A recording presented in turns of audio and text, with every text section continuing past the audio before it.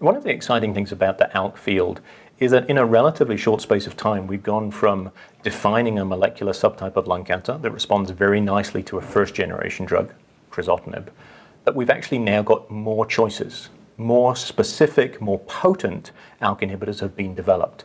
Ceritinib, alectinib, brigatinib, to name a few.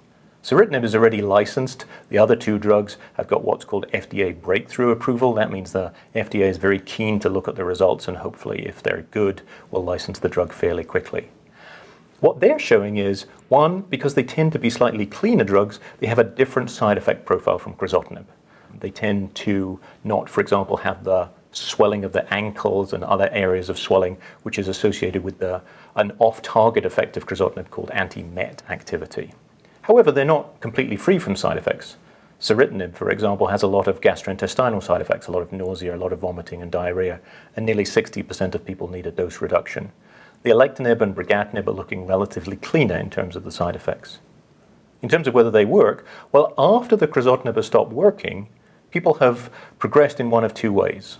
Either their cancer is growing in their brain because crizotinib doesn't penetrate into the brain very well, or the cancer has evolved and changed its biology in the presence of the crizotinib. And the good news is these next generation drugs work on both of those mechanisms.